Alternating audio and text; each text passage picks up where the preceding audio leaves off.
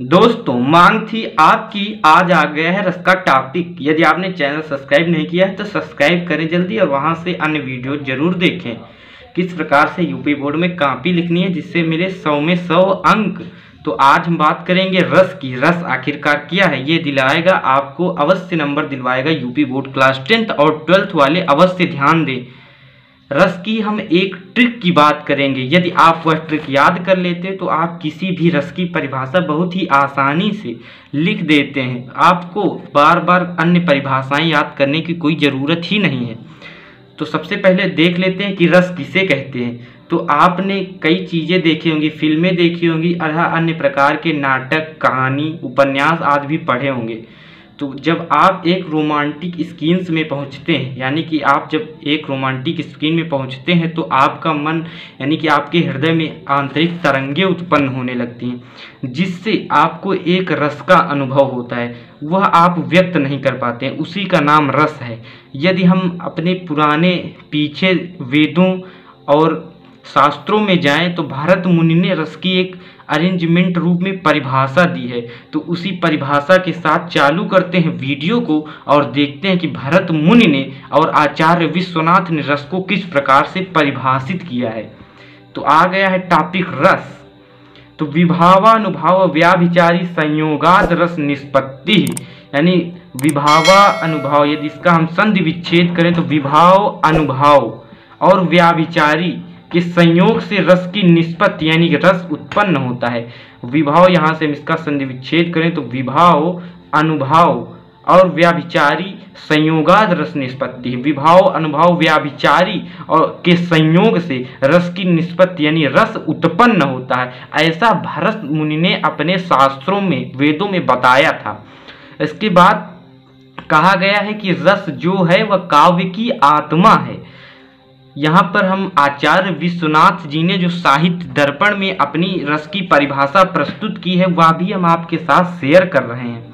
वाक्यम रसात्मकम काव्यम, वाक्य रसात्मक काव्य है। यह साहित्य दर्पण में लिखी गई आचार्य विश्वनाथ की रस की परिभाषा है। तो हमने आपको परिचित कराया रस की परिभाषाओं से।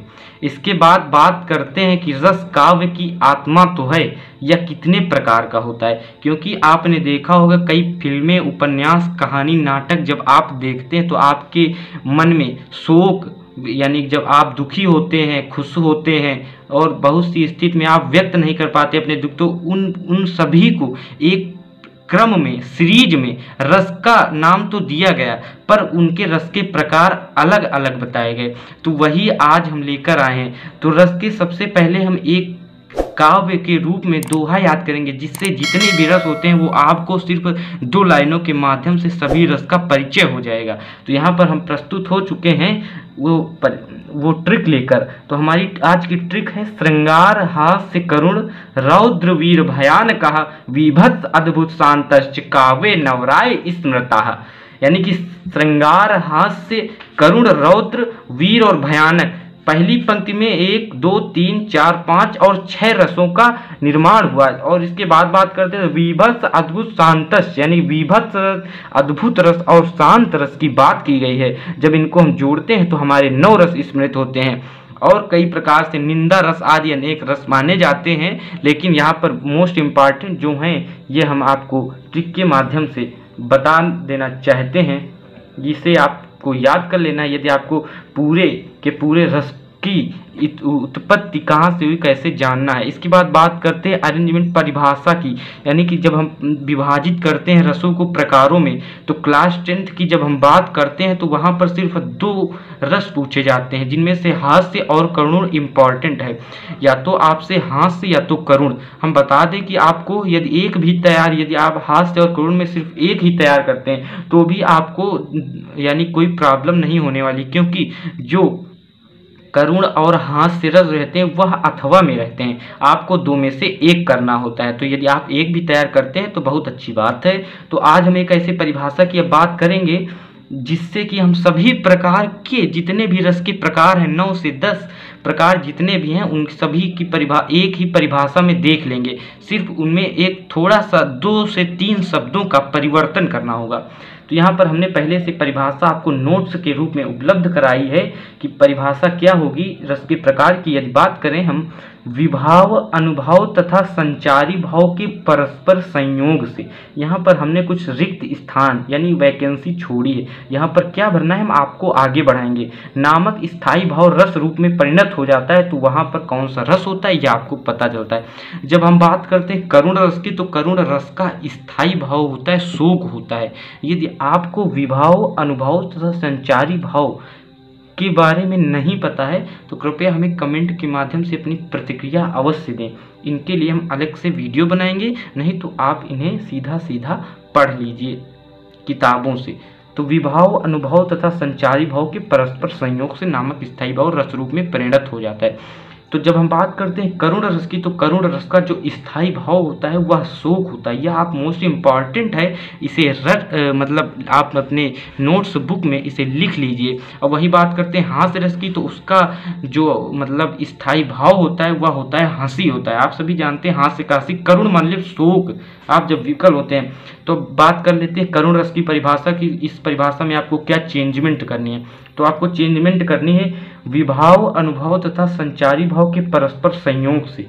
अब करुण रस की आप परिभाषा लिख रहे हैं तो आपको यहाँ पर लिख देना है शोक नामक स्थायी भाव रस रूप में परिणत हो जाता है, वहां पर करुण रस होता है। यह आपकी परिभाषा तैयार हो गई। अब बात करते हैं हास्य रस की, तो विभाव, अनुभव तथा संचारी भाव के परस्पर संयोग से। अब यहाँ पर आपको स्थायी भाव परिवर्तित कर देना। हास्य रस का स्थायी भाव होता है हंसी, तो यहाँ पर कर देना हंसी नामक स्थायी भाव रस रूप में परिणत हो जाता है, वहां पर होता है हास्य रस।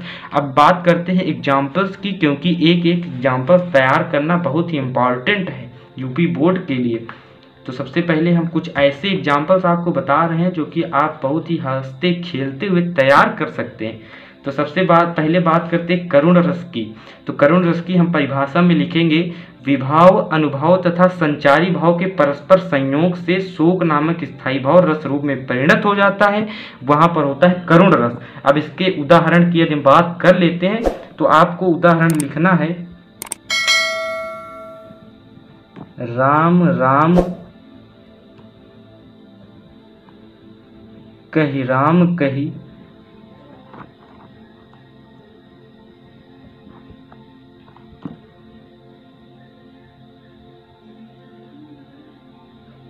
राम राम कही राम कही राम राम कही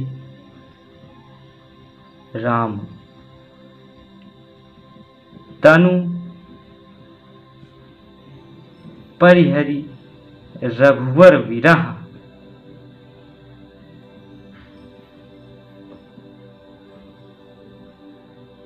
राउ गए सुरधाम। तो यहाँ पर देखिए विरह शोक उत्पन्न हो रहा है, इसलिए यहाँ पर इस एग्जाम्पल में कौन सा उदाहरण होगा। यदि आपसे कभी कभी एग्जाम्पल्स दिए जाते हैं उनमें से आपको पूछा जाता है कि कौन सा रस है, तो यहाँ पर आपको करुण रस देखने को मिलता है। वहीं इम्पॉर्टेंट बात करते हैं हास्य रस की, तो विभाव, अनुभव तथा संचारी भाव के परस्पर संयोग से जब हंसी नामक स्थायी भाव रस रूप में परिणत हो जाता है तो उसे हम कहते हैं हास्य रस। अब इसका एग्जाम्पल की बात करते हैं तो इसका एग्जाम्पल आप बहुत ही देखें, हंसी के जो भी एग्जाम्पल्स हैं उन्हें आप यहाँ पर लिख सकते हैं। तो हम आपको श्री रामचरितमानस की एक चौपाई बताते हैं, उसको आप एग्जाम्पल्स में लिख सकते हैं जो कि बहुत ही सरल है। आपको लिखना है शिव समाज सब देखन लागे, शिव समाज सब देखन लागे, बिडर चले सब वाहन भागे। हम ज़्यादा से ज़्यादा आपको स्क्रीन पर सब कुछ दिखाने का प्रयास करते हैं जिससे आपको सब कुछ समझ में आ जाए। हम आपको प्रैक्टिकल्स तथा अन्य प्रकार की जो भी सामग्री है आपको प्रदान कर देंगे। चलिए सब वाहन भागे, ये आपको एग्जाम्पल लिख देना है। हास्य रस में आपके जो नंबर हैं वो आपके कन्फर्म्ड हो जाते हैं और आपको हिंदी में 100 में से 100 लाने में से कोई नहीं रोक सकता। यहाँ पर हास्य रस हो जाता है। तो यहाँ पर हमने हाई स्कूल के छात्रों के लिए कंप्लीट कर लिया है अपना कोर्स और पूरे कर लिए हैं रस के नंबर। यदि आप इतना तैयार कर लेते हैं तो आपके नंबर कन्फर्म्ड हो जाते हैं। दोस्तों आज के लिए इतना ही। Thanks for watching.